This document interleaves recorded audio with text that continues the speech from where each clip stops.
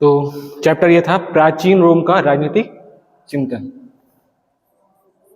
प्राचीन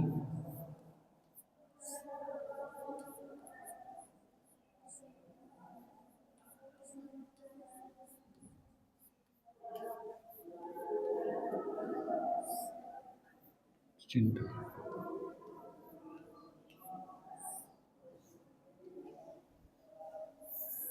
ठीक है, तो कल जैसा हमने पढ़ा कि अभी यूनान में स्पार्टा एथेंस का युद्ध हो रहा है, फिर उसमें सुकरात निकल के आ रहे हैं विचारक के रूप में, उनके शिष्य प्लेटो निकल के आ रहे हैं, फिर कौन निकल के आ रहा है, अरस्तु निकल के आ रहे हैं, और अरस्तु के समय में उन्हीं का एक शिष्य सिकंदर निकलता है, क्या करते हुए, पूरे यूनान को जीतते हुए, मिस्र को जीतते हुए भारत तक आता है। ठीक, लेकिन रास्ते में ही क्या हो जाता है, उसका तबीयत खराब हो जाता है और उसकी मृत्यु हो जाती है। उसी का सेनापति था सेल्यूकस। ठीक है, तो सेल्यूकस क्या करता है, जब उस सिकंदर की डेथ हो जाती है तो सेल्यूकस भारत के राज्य पर आक्रमण करता है, और जब वो आक्रमण करता है उस समय मगध की राजगद्दी पे चंद्रगुप्त मौर्य बैठे थे, जिनका उनसे युद्ध होता है, और चंद्रगुप्त मौर्य क्या कर देते हैं, सेल्यूकस को हरा देते हैं। अब इस अवस्था में क्योंकि सेल्यूकस यहाँ पे हारा है ना, तो यूनान में जो राज्य है वो पूरी तरह से क्या हो गए, शासन विहीन हो चुके हैं, क्योंकि सिकंदर का राज्य वहां पे स्थापित था, मैसेडोनिया का राज्य स्थापित था। अब किसका राज्य हो गया, किसी का नहीं है, तो केओस का सिचुएशन है। इस समय निकल के एक साम्राज्य निकल के आया जिसका नाम है रोमन साम्राज्य। उस समय एक साम्राज्य निकल के आया जिसका क्या नाम है, रोमन साम्राज्य। अब रोमन साम्राज्य ने क्या कर दिया, यूनान और एथेंस के जैसे जो देश थे, छोटे छोटे नगर राज्य थे, उनके ऊपर आक्रमण कर दिया और अपनी शासन व्यवस्था वहां पे क्या कर दी, स्थापित कर दी। समझ में आया? अब किसी भी साम्राज्य के उत्पन्न होने यानी उत्पत्ति और उसके नष्ट होने के पीछे कुछ कारण होते हैं। नष्ट सही लिखा है? ठीक, तो उत्पन्न होने और उसके विनाश के पीछे क्या होते हैं, कुछ कारण होते हैं। तो मैंने कल ही आपको बताया कि जब कोई सभ्यता क्या हो जाती है, नई रहती है, नवीन रहती है, तो वो क्या होती है, तेजी से फैलती है, और जो सभ्यता पुरानी हो जाती है उसको क्या कर दिया जाता है, समाप्त कर दिया जाता है। तो यूनान की जो सभ्यता थी वो क्या हो चुकी थी, अब हाँ पुरानी हो चुकी थी, और पुरानी होने की वजह से उस पर नया जो सभ्यता था, रोमन सभ्यता, उसने क्या कर लिया, अपना आधिपत्य स्थापित कर लिया। क्लियर? अब जिसमें ये बात कहा गया कि जो रोम है उसमें जो है किसी भी जो राजनीति है और नीति शास्त्र दोनों को क्या किया गया था, अलग रखा गया था। कल मैंने आपको बताया था राजनीति शास्त्र और नीति शास्त्र के बारे में भी। ठीक है, अब इनमें जो है इस पूरे रोमन राजनीतिक चिंतकों में पहले तो एक चीज है, इसमें लिखा था कि साधारणतः रोमन लोगों ने अपने दार्शनिक विचार यूनानी लोगों से प्राप्त किए थे। तो रोम के जितने भी व्यक्ति थे या दार्शनिक थे, उन्होंने अपना जो विचार था कहाँ से प्राप्त किया था, हाँ रोम के जितने दार्शनिक थे, क्या लिखे यहाँ पे, एक मिनट हमको पढ़ लेना। समानता रोम के लोगों ने अपने दार्शनिक विचार यूनानी लोगों से प्राप्त किए थे। रोम के लोग का जो उनको दर्शन का ज्ञान प्राप्त हुआ था वो कहाँ से प्राप्त हुआ था, हाँ यूनान से। यानी कि रोमन जो नागरिक थे, जो सिटीजन्स थे, उनको जो भी दर्शन का ज्ञान प्राप्त हुआ था वो किससे प्राप्त हुआ था, यूनानियों से, यूनानी दर्शन से प्राप्त हुआ था। अब यूनानी दर्शन में आप जान गए हो कि इतने बड़े बड़े 3 विचारक हुए। ठीक है, यहाँ तक कि राजनीतिक विज्ञान के जो पिता हैं वो भी वहीं के थे। वो कौन थे, अरस्तु। ठीक, अब ये कहा जा रहा है कि वस्तुतः रोमन साम्राज्य का उदय तत्कालीन ऐतिहासिक परिस्थितियों का परिणाम था। कल मैंने ये भी बताया था आपका कि कोई भी जो साम्राज्य होता है, कभी कभी क्या होता है, सिचुएशन के बेस पे भी केंद्रित हो जाता है। कंडीशंस ऐसे हो जाती हैं कि क्या हो जाता है, वो साम्राज्य बन जाता है। तो जो रोमन साम्राज्य है वो क्या था, एक ऐतिहासिक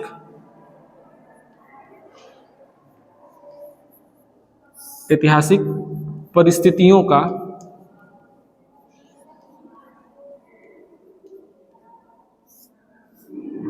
देन था। ठीक है, इसको विस्तृत रूप में कल मैंने स्पष्ट किया आपको कि जब भारत में ब्रिटिशर्स की शासन व्यवस्था आती है, क्यों आई, क्योंकि उस समय क्या हो गया, औरंगजेब की मृत्यु हो गई, और दिल्ली का जो तख्त था वो पूरी तरह से क्या हो गया, खाली हो गया। केंद्र में कोई शक्ति नहीं है जिसका पूरे भारत में नियंत्रण था।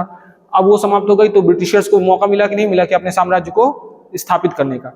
और फिर भारत जब आजाद हुआ, उसके पीछे भी मैंने आपको रीजन दिए थे कि कैसे आजाद हुआ। द्वितीय विश्व युद्ध हुआ, उसके कारण ही भारत क्या हो गया, आजाद हुआ। अगर द्वितीय विश्व युद्ध नहीं होता तो भारत अभी थोड़े समय तक और क्या रहता, गुलाम रहता। तो कुछ ऐसी परिस्थितियां बन जाती हैं जिनके कारण क्या होता है, कोई साम्राज्य बनता और बिगड़ता है। क्लियर? एक तो वो पुराना हो गया तो वो भी समाप्त हो जाएगा, कोई नवीन आ जाएगा तो वो क्या हो जाएगा, उसको हटा दिया जाएगा। और अगर जो परिस्थितियां भी होती हैं वो भी क्या करती हैं, अपना बहुत महत्वपूर्ण भूमिका निभाती हैं। ये दो चीजें समझ में आपको आ गई। इसके आगे मैंने आपको और क्या बताया था, अब उसके नहीं, उससे पहले मैंने कुछ और भी बताया होगा आपको। यहाँ पे लिखा हुआ है, फिर भी रोम के लोगों ने कानून की ऐसी प्रणाली विकसित की जो यूनानी चिंतन से आगे बढ़ने का संकेत देती है। इसमें सबसे महत्वपूर्ण सकारात्मक कानून का विचार था। इसने राजनीति को नीति शास्त्र से अलग कर दिया था। तो जो सकारात्मक कानून था उसमें कहा गया कि जो राजनीति है और नीति शास्त्र है वो दोनों क्या है, अलग है।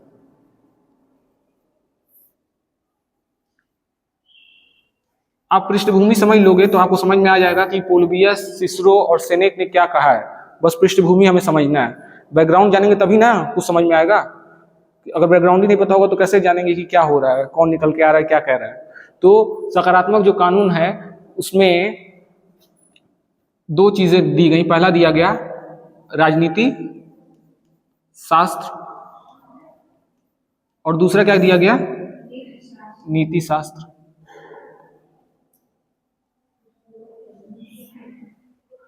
क्या हुआ, अब एक बार बताइए, जैसे जो प्लेटो थे वो क्या मानते थे, राजनीति शास्त्र महत्वपूर्ण है कि नीति शास्त्र महत्वपूर्ण है? हाँ, नीति शास्त्र को महत्वपूर्ण मानते थे, राजनीति को बाद में मानते थे। और जब अरस्तु आए तो उन्होंने क्या कहा, नीति शास्त्र बाद में आएगा और राजनीति शास्त्र क्या आएगा, पहले आएगा। लेकिन जब हम रोम की बात करेंगे तो रोम में नीति शास्त्र और राजनीति शास्त्र को बिल्कुल क्या कर दिया, अलग कर दिया। उसने सकारात्मक कानून की बात की और नीति शास्त्र और राजनीति शास्त्र को बिल्कुल अलग कर दिया।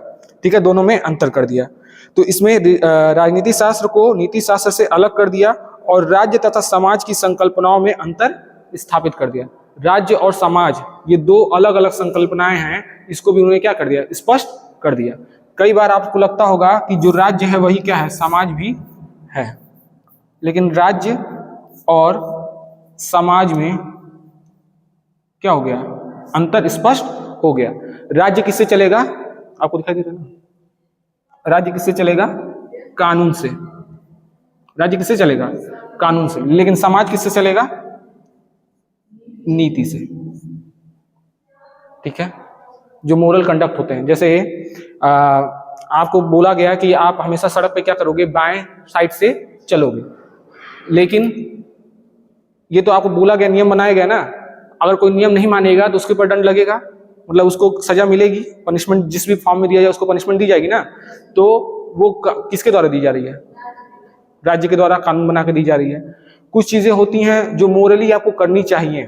ठीक है, जैसे अपने राष्ट्र ध्वज का सम्मान, अपने राष्ट्र के जो जितने भी हमारे जो जिन्होंने बलिदान दिया उनको क्या कहेंगे, वीर शहीदों, उनको भी हमको क्या करना चाहिए, स्मरण करना चाहिए। अब उसमें एक और बात लिखा है मौलिक कर्तव्य में ही कि आपका जो विचार होना चाहिए वो कैसा होना चाहिए, वैज्ञानिक होना चाहिए।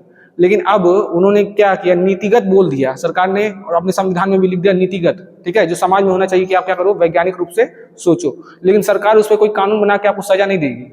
आपको नहीं सोचना वैज्ञानिक रूप से मत सोचो, अगर वैज्ञानिक रूप से सोचना तो सोचो, जिस प्रकार से आप चाहते हो अपने विचार को रखो, आपको कोई उसमें कोई बाधा नहीं आएगी। समझ में आ रहा है ना। तो उन्होंने, रोमन साम्राज्य ने कहा कि जो राज्य गवर्न होगा वो किससे गवर्न होगा, कानून से गवर्न होगा, यानी राजनीति शास्त्र से गवर्न होगा। और जो समाज है उसमें राजनीति शास्त्र का कोई महत्व नहीं है, उसमें किसका महत्व होगा, नीति का महत्व होगा, नीति शास्त्र का महत्व होगा। नीति शास्त्र में कल फिर मैंने एक चीज आपको क्लियर किया था कि इसको क्या बोलते हैं, इथिक्स।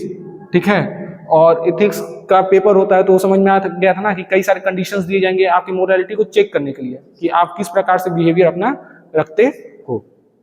इतना समझ में आ गया। ठीक। फिर इसके अलावा रोमन प्रणाली के अंतर्गत राज्य और व्यक्ति के बीच सीमा रेखा खींची गई और इन दोनों ने अपने अपने अधिकारों और कर्तव्यों को भी मान्यता दी। अब जो राज्य है और व्यक्ति है, क्योंकि राज्य और समाज तो अलग कर दिया गया ना, तो अब जो दूसरा कॉन्सेप्ट निकल के आता है, कई बार कहा जाता है कि राज्य जो है वो व्यक्तियों से मिलकर बना है। किससे मिलकर बना है? व्यक्तियों से मिलकर बना है। अभी हम प्लेटो को पढ़े थे तो उसमें उन्होंने यही ना कहा कि अगर आपको आदर्श राज्य बनाना है तो आपको व्यक्तियों को, अपने नागरिकों को क्या बनाना पड़ेगा? आदर्श नागरिक बनाना पड़ेगा। अगर आदर्श नागरिक होंगे तो आदर्श राज्य स्वतः ही बन जाएगा।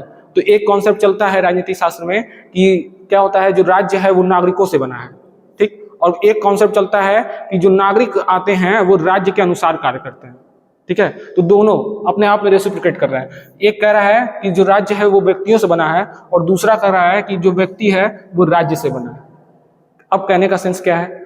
जैसे मान लेते हैं किसी का जन्म इस्लामिक कंट्रीज में हो गया, ठीक है, इस्लामिक कंट्री में हो गया, राज्य में उसमें किस प्रकार का जो धर्म है, ईसाईयत कहते हैं, कह सकते हैं मुस्लिम धर्म, या कोई एक विशेष धर्म वहाँ पे कार्य कर रहा है। अब वो जो विशेष धर्म कार्य कर रहा है तो जो बच्चा वहाँ जन्म लिया वो भी क्या कर लेगा? वो अपने उस धर्म को मान लेगा। उसको ये नहीं है कि मतलब कि उसको और भी दुनिया में धर्म है क्या चीज नहीं है, लेकिन बचपन से उस राज्य में रहा तो उसको यही था कि इस राज्य में ये धर्म है, उसने उस धर्म को क्या कर लिया? स्वीकार कर लिया और पूरा जीवन उसी धर्म के अनुसार क्या करेगा? व्यतीत करेगा, ठीक है। तो अब जो व्यक्ति है, तो व्यक्ति राज्य से बना कि राज्य से व्यक्ति बना? राज्य से व्यक्ति बना, ठीक। अब दूसरा कंडीशन हम ले लेते हैं कि जो कई सारे ऐसे देश हैं जहाँ पे कोई भी धर्म और कानून नहीं है, जिस तरह से व्यक्ति चाहता है उस तरह से अपने रह सकता है, अपना विश्वास कर सकता है। जैसे भारत है तो भारत को क्या कहा गया है? धर्मनिरपेक्ष राज्य कहा गया है ना। तो यहाँ पे आपका जन्म किसी भी धर्म में हो, जब आपके पास विवेक आ जाता है तो आपको पूरी तरह से क्या किया गया है? हाँ, स्वतंत्रता दी गई है कि आप जो चाहो वो धर्म मानो। अगर आप धर्म का पालन नहीं भी करना चाहते हो तो कोई बाध्यता आपके ऊपर नहीं है, कोई जोर जबरदस्ती आपसे नहीं कर सकता कि नहीं आपको क्या करना पड़ेगा, आपका जन्म हो गया है हिंदू धर्म में तो आप जाओ मंदिर में घंटी बजाओ। ऐसा कोई करेगा? नहीं, आपके ऊपर है। आप पूजा करना चाहते हो करो, नहीं करना चाहते हो मत करो, कोई आपको बाधित नहीं करेगा। आपका किसी एक धर्म में जन्म हो गया, आप दूसरे धर्म को भी क्या कर सकते हो? अपना सकते हो। पूरी तरह से हमारे पास क्या है? रिलीजन का फ्रीडम है।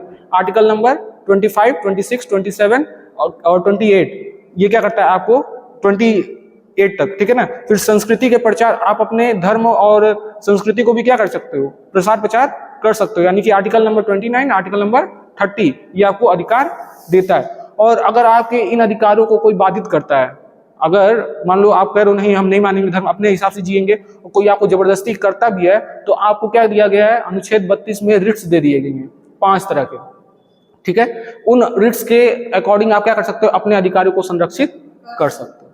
तो इतना चीज है। तो अब एक तो बना कि व्यक्ति जो बना वो किससे बना? राज्य से बना। और कुछ जो कहते हैं राज्य है वो किससे बना है? व्यक्ति से बना। तो हमारा जो संविधान है वो किसने बनाया? लोगों ने बनाया। तो राज्य किससे बना हुआ है? व्यक्ति से। दोनों कॉन्सेप्ट समझ में आया? दोनों चीज क्लियर हुई? ठीक। अब यही चीज क्या हुआ कि राज्य और व्यक्ति को अलग अलग कर दिया गया, उनके नियम कानून और कर्तव्यों को भी बिल्कुल बांट दिया गया, ठीक है। राज्य के नियम कानून एक तरफ एक तरीके के होंगे और व्यक्ति के नियम और कानून क्या होंगे?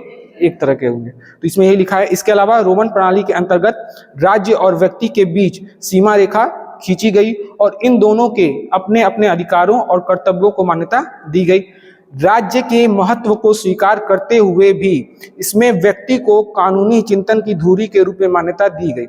इस दृष्टिकोण के अनुसार राज्य के अस्तित्व का उद्देश्य व्यक्तियों के अधिकारों की रक्षा करना था। तो राज्य का केवल वहां पे रोम में एक ही उद्देश्य है कि वो क्या करे? व्यक्तियों के अधिकारों की रक्षा करे, ठीक है, उनके अधिकारों को संरक्षण प्रदान करे। जो आपके वहां पुलिस रहती है और सारी शासन व्यवस्था बनी है वो किस लिए बनी है? ताकि आपके अधिकारों की रक्षा हो सके।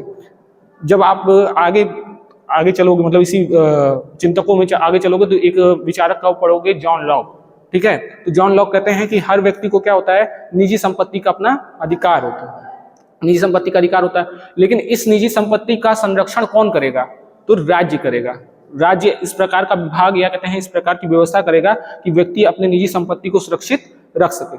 पता चला कि मान लीजिए किसी ने आपके इस स्थान पर खेत खरीद लिया और वो जाके कहाँ रहने लगा, राजस्थान में रहने लगा या विदेश चला गया, कहीं और किसी देश में जाके रहने लगा, और उसके जमीन पे क्या कर लिया, किसी ने कब्जा कर लिया।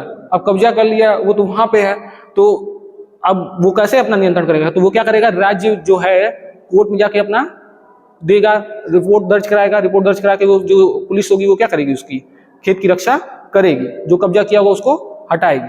तो ये जो संरक्षण कर रही है वो कौन कर रहा है, राज्य कर। तो रोम में भी यही कहा गया कि जो उनके रोमन नागरिक हैं उनके अधिकारों की रक्षा कौन कर रहा है, राज्य करेगी, उनकी सुरक्षा कौन कर रहा है, राज्य करेगी। इतना क्लियर।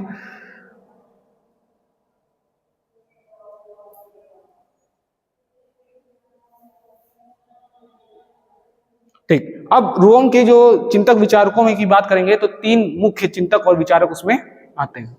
ये समझ में आ गया ना पूरा।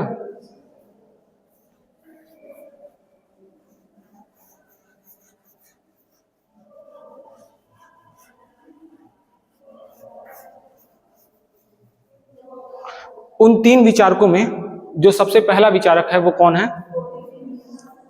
पोलिबियस। किसी में छोटी की मात्रा लगाया गया है, किसी किताब में बड़ी की मात्रा लगा दिया गया। और इनका जन्म कब हुआ, 203 बीसी में, और मृत्यु कब हुई, 121 बीसी में। ये गावा वाले बुक में ये लिखा हुआ है, और एक साहित्यिक पब्लिकेशन के बुक लिए हैं तो उसमें क्या लिखा हुआ है कि इनका जन्म 204 बीसी में हुआ और मृत्यु कब हो गई, 122 बीसी में। ठीक है, तो अलग अलग दिया है, लेकिन मतलब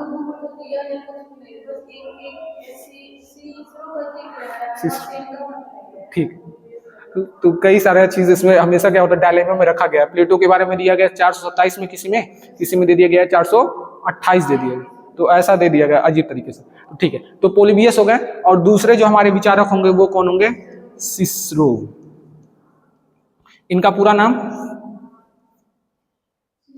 हाँ नहीं बताए थे, मार्कस टूलियस सिसरो। क्या नाम था पूरा, Marcus Tullius Cicero. Marcus Tullius Cicero. ईयर तो खैर जैसे पढ़ते पढ़ते आप करोगे, पढ़ते रहोगे तब तक याद हो जाएगा ईयर भी। 106 बीसी में इनका जन्म हुआ और 43 बीसी में इनका डेथ हो गया। ठीक, अब जो तीसरे विचारक हैं वो कौन है, सेनेका। सेनेका जो है समझ लीजिए कि बर्थ ऑफ क्रिश्चियनिटी, यानी कि जो जीसस क्राइस्ट का बर्थ हुआ उस समय से, मतलब उस समय तक, थोड़े समय तक जीवित रहे जब इस ईसाइयत का जन्म हुआ। तो उनका जन्म जो है कब हुआ था, 4 बीसी में, 4 ईसा पूर्व 4 बीसी में हुआ था, और मृत्यु कब हुई, 65 ईस्वी में हुई। ईस्वी को क्या लिखेंगे, एडी लिख सकते हैं, सीई लिख सकते हैं, ठीक है ना, एडी सीई लिख सकते हैं। ठीक, बीसी मतलब कि बिफोर क्रिश्चियनिटी, और एडी का मतलब क्या होता है, एनो डोमिनी, और सीई का मतलब क्या होता है, कॉमन एरा। ठीक, तो ये, तो अब हम लोग क्या करेंगे, सबसे पहले जो हमारे पहला विचारक हैं पोलिबियस, उनके बारे में पढ़ेंगे। आपने लिख लिया ये तीनों, लिख लिया।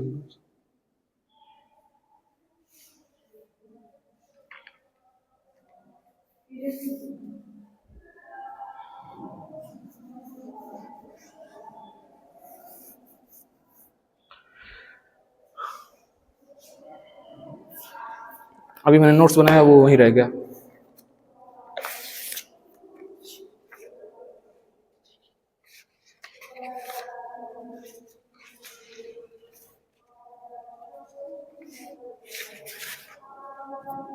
चलो ठीक, तो जो पोलिबियस हैं वो यूनान के एक सैनिक थे। क्या थे, यूनानी सैनिक थे, यूनानी सैनिक। और इन्हीं के मतलब कि जब वो सेना में थे तो रोमन साम्राज्य ने क्या कर दिया, यूनान पे आक्रमण कर दिया, और आक्रमण करने के बाद जो ये व्यक्ति थे इनको क्या कर लिया गया, कैद करके रोम में लाकर रख लिया गया। लेकिन इनके पास इतनी विलक्षण प्रतिभा थी, दर्शन का इतना अच्छा ज्ञान था कि जो वहाँ के विशिष्ट वर्ग थे वो इससे बहुत प्रभावित हुए इनसे, और उन्होंने उनको क्या बना लिया, अपना मित्र बना लिया। ठीक है, ये लगभग 16 वर्ष तक, जब उनको कैद किया गया तो उसके बाद वो 16 वर्ष तक वहां पे क्या थे, कैद में थे, मतलब उनको कैद में रखा गया था। ठीक है, और यही इनके बारे में दिया गया। उसके बाद जो इनकी द्वारा दी गई जो संकल्पना है, जिसके कारण ये कहते हैं बहुत मशहूर, कहते हैं फेमस हुए, वो संकल्पना क्या है, मिश्रित संविधान की संकल्पना। कौन सी संकल्पना, मिश्रित संविधान की संकल्पना।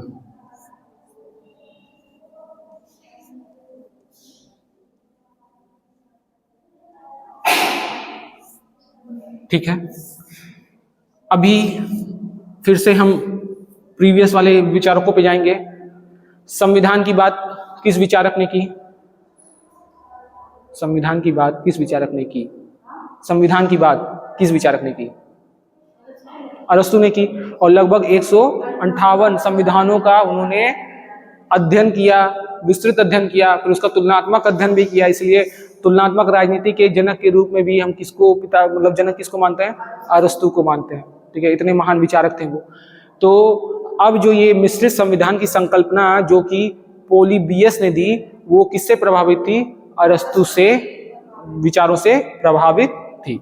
और अरस्तु ने 6 प्रकार की शासन प्रणालियों का वर्णन किया, और उन्होंने, पोलिबियस ने कहा, जो अरस्तु ने 6 तरह के शासन प्रणालियों का वर्णन किया है, वो क्या होते हैं, एक चक्र में चलते रहते हैं, कि कोई उत्पन्न होता है और कोई क्या होता है, नष्ट होता है, यानी कि समाप्त हो जाता है। किसी की, जैसे सूर्य का क्या होता है, उदय होता है, अस्त होता है, तो उस प्रकार से क्या होता है, ये जो शासन प्रणालियां हैं एक चक्र में चलते रहते हैं। ठीक, तो वो जो 6 शासन प्रणालियां हैं कौन कौन सी हैं, पहला क्या हो जाएगा, राजतंत्र। जब एक व्यक्ति का शासन होगा और वो किसके हित में होगा, राज्य के हित में होगा, सामान्य रूप में कार्य कर रहा होगा, तो क्या हो जाएगा, राजतंत्र। जब एक ही व्यक्ति का शासन फिर से होगा लेकिन वो राज्य के हित में नहीं बल्कि भ्रष्ट स्वरूप में होगा, तो क्या बनेगा, वो निरंकुश तंत्र या नृशंस तंत्र। तो जो राजतंत्र है उसको हम क्या कहेंगे, मोनार्की। जो नृशंस तंत्र है उसको हम क्या कहेंगे, टायरनी। तीसरा अभिजात तंत्र या कुलीन तंत्र, अभिजात तंत्र या कुलीन तंत्र, जिसे हम क्या कहेंगे, एरिस्टोक्रेसी, एरिस्टोक्रेसी। ठीक है, यहीं बगल में हम लिख दे रहे हैं। फिर हाँ,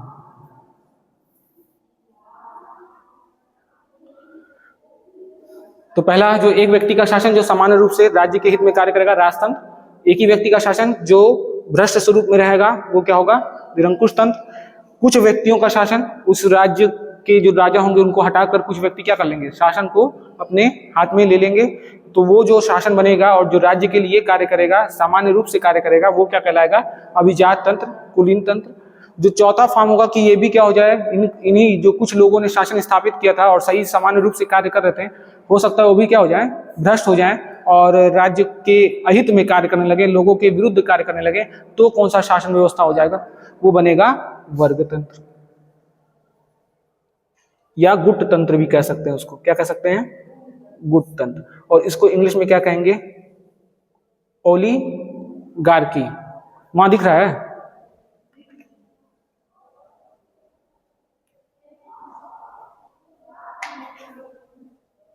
ओलिगार्की।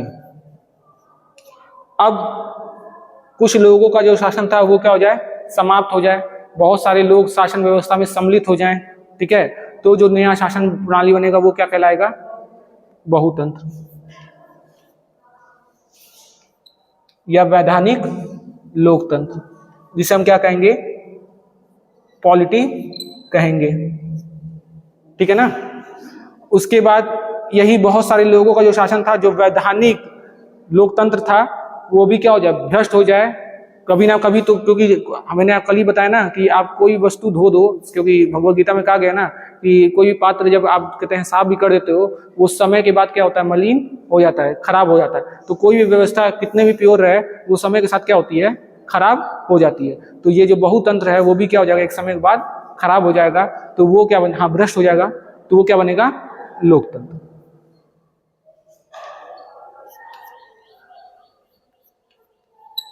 जिसको हम क्या कहेंगे, डेमोक्रेसी।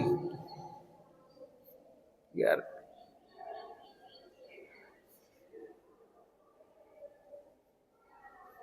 डेमोक्रेसी, ठीक है। अब इनमें अगर हम पॉजिटिव देखें तो पॉजिटिव कौन कौन से हैं, राजतंत्र, अभिजात तंत्र और बहुतंत्र। ये जो है पॉजिटिव में आएंगे, और निगेटिव में वो जो बाकी तीन हैं वो आएंगे।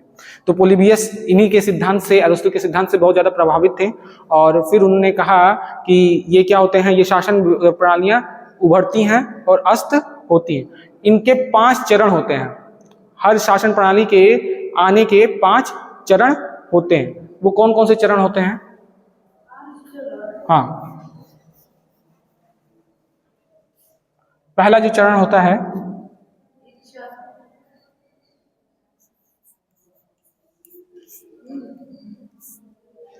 पहला होता है जन्म। जन्म क्या क्या बोला गया उसको, जन्म के मतलब कहते हैं किसी चीज का क्या होता है, बर्थ होता है ना। हाँ, तो उन्होंने कहा कि मतलब उन्होंने जो शासन प्रणाली का आने का तरीका था, उसको प्राणी जगत से जोड़ा। किससे जोड़ा?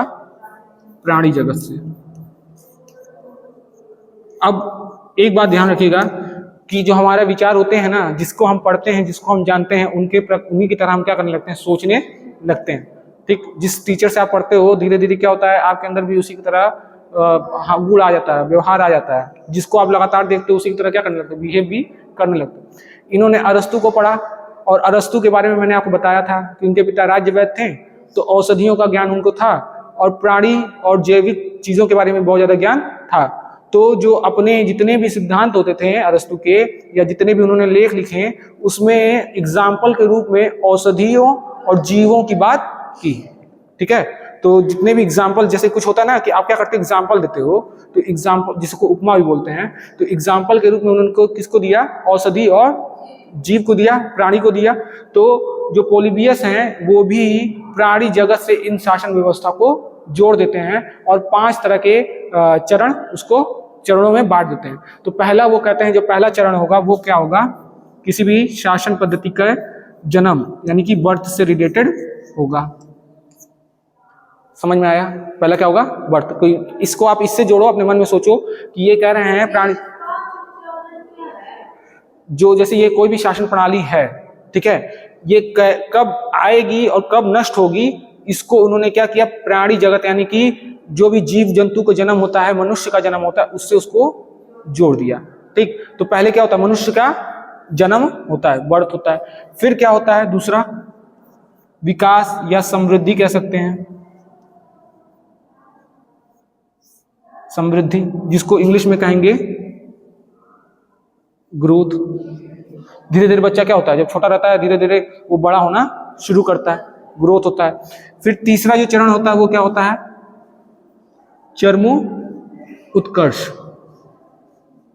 क्या होता है, चरमो उत्कर्ष। इसको क्या बोलते हैं, एक्मे।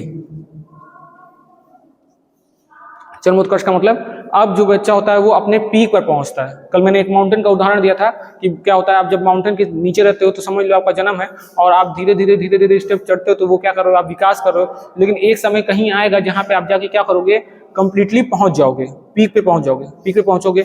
तो वो जो अवस्था होगी उसको हम क्या बोलेंगे, चरमो उत्कर्ष बोलेंगे। स्पष्ट रूप से दिखाई दे रहा है जो लिखा है मैंने?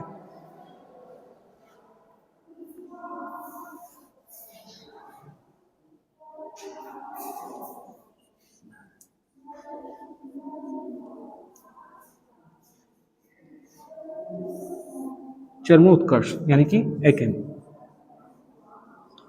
अब जो चौथी अवस्था आएगी वो किसकी आएगी? पराभाव की। किसकी आएगी?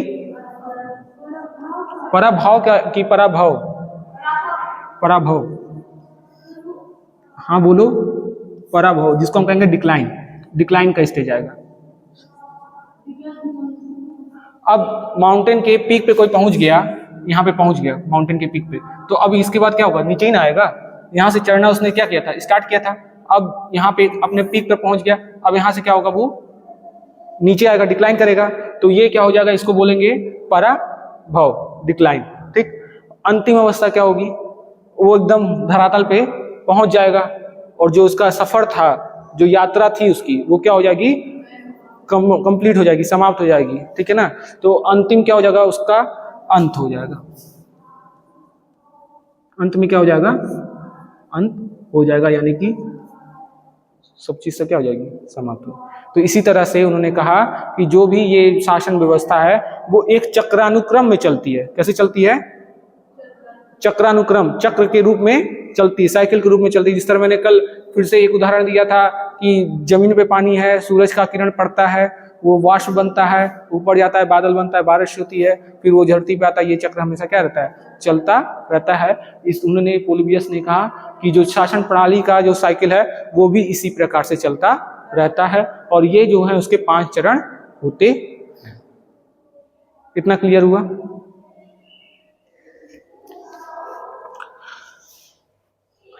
जो पोलिबियस हैं उनकी एक महत्वपूर्ण कृति है या पुस्तक है जिसको हम क्या बोलते हैं? हाँ, हिस्ट्रीज। क्या नाम है उसको? हिस्ट्रीज। हिंदी में उसको कभी, मतलब मूल नाम तो हिस्ट्रीज है और उसको बोला जाता है इतिहास माला। ठीक है ना? अब एक मिनट हमको दो, अभी हम इस किताब में देखें कि इसमें नहीं लिखा हुआ है, इसमें लिखा था, इसमें नोट्स बनाए थे हम।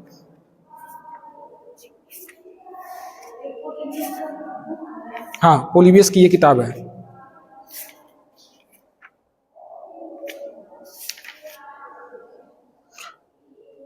ये जो कहते हैं इनकी जो किताब थी उसको उन्होंने 40 खंडों में लिखा। कितने खंडों में? 40 खंडों में, 40 भाग में लिखा इस किताब को।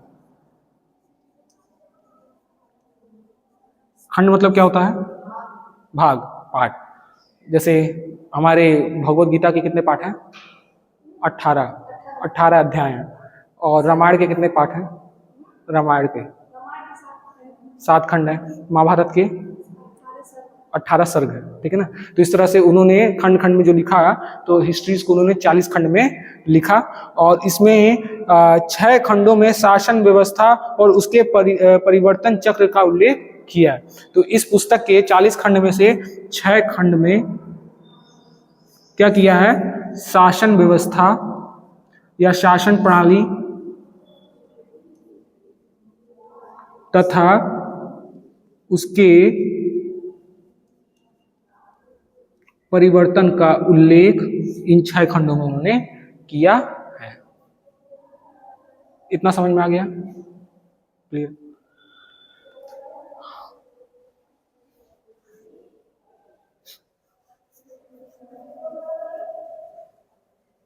मिटा दो ना।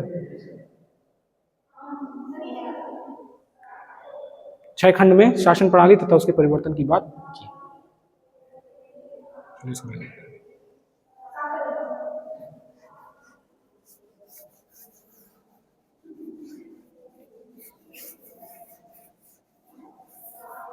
अब थोड़ा सा हम रीड करेंगे, जो उनका कहने का सेंस है वो ध्यान दीजिएगा।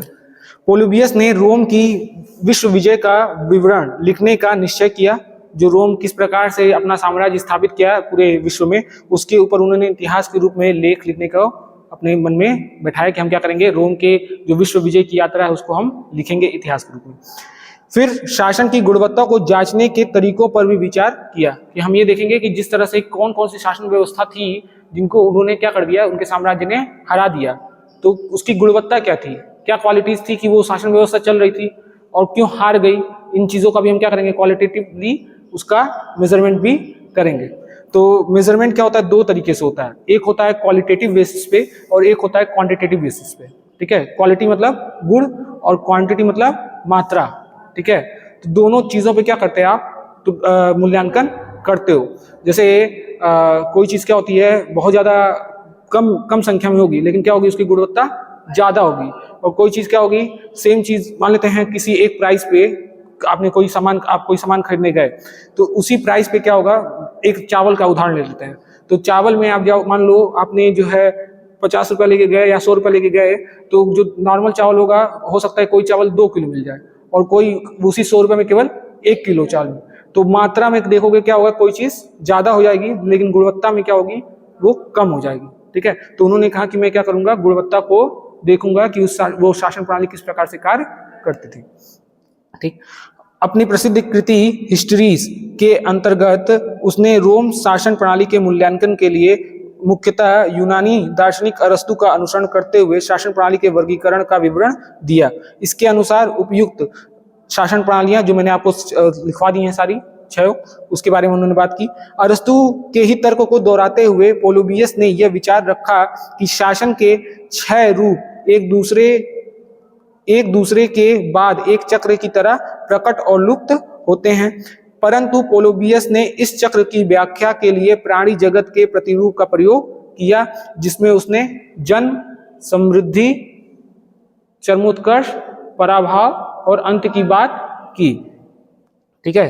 अंत की अवस्थाएं देखने को मिलती हैं। इस सैद्धांतिक विवेचन के बाद पोलोबियस ने यह टिप्पणी दी कि रोम राज्य शासन प्रणालियों के उत्थान पतन के चक्र को तोड़ने में सफल रहा है। उसने कहा कि जो रोमन साम्राज्य है वो शासन प्रणालियों के उत्पन्न होने और उनके नष्ट होने के बीच के चीज को क्या किया, बैलेंस किया। मतलब फिर से देख लीजिए, इस सैद्धांतिक विवेचन के बाद जो इतना प्रणाली बता दिया उन्होंने, तो उन्होंने कहा कि टिप्पणी की कि रोम राज्य शासन प्रणालियों के इस उत्थान और पतन के चक्र को तोड़ने में सफल रहा। जो ये पूरा चल रहा है कि ये कोई शासन व्यवस्था है कि फिर वो समाप्त होगी फिर दूसरी आएगी, तो इसको तोड़ने में, इस जो चक्र को तोड़ने में जो एक साम्राज्य महत्वपूर्ण रहा, वो कौन सा साम्राज्य महत्वपूर्ण रहा, रोमन साम्राज्य रहा, ठीक है ना।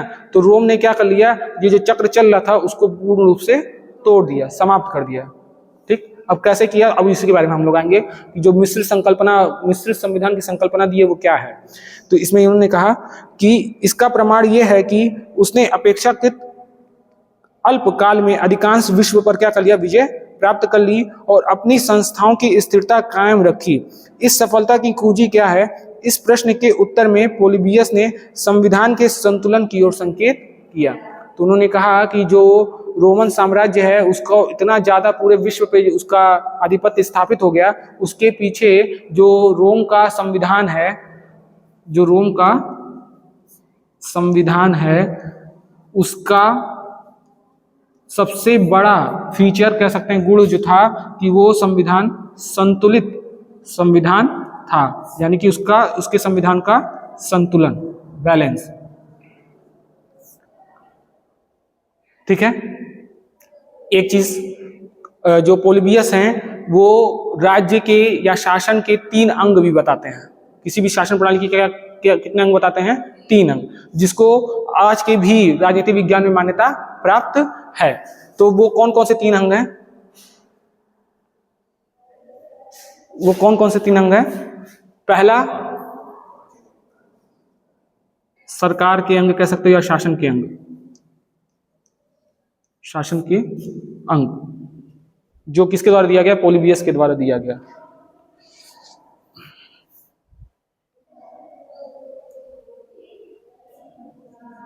शासन के अंग किसको पता है, किसी को पता है?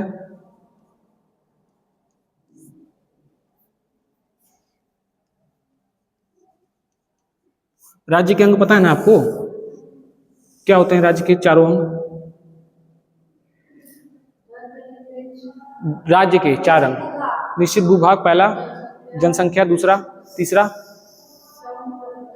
सरकार और चौथा क्या हो जाएगा, संप्रभुता। इसी प्रकार सरकार की जो है 3 अंग बताए पोलिबियस ने, वो कौन कौन सी थी। जो पहला था वो था विधायिका, पहला क्या है, गुड, विधायिका।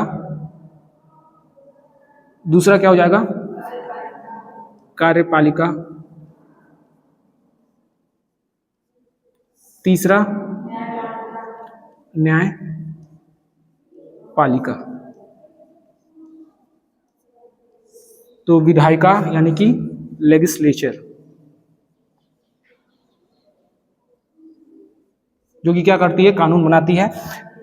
फिर कार्यपालिका यानी कि एग्जीक्यूटिव, जो उस कानून को लागू करती है, चलाती है और क्रियान्वित करती है। फिर होता है लास्ट न्यायपालिका यानी कि जुडिशरी, हाँ, न्याय प्रदान करती है, उसको क्या कहेंगे, जुडिशरी कहेंगे। तो जो सरकार या शासन के जो 3 अंग बताए हैं वो किसके द्वारा बताए गए, पोलिबियस के द्वारा बताए गए। लेकिन इन्होंने, हाँ, अभी तक चला आ रहा है, लेकिन उन्होंने पूर्ण मतलब जो इसको पूरी तरह से व्याख्या नहीं किया। यानी कि एक जो टर्म है वो टर्म है अवरोध और संतुलन, अवरोध तथा संतुलन, जिसको कहते हैं चेक्स एंड बैलेंस।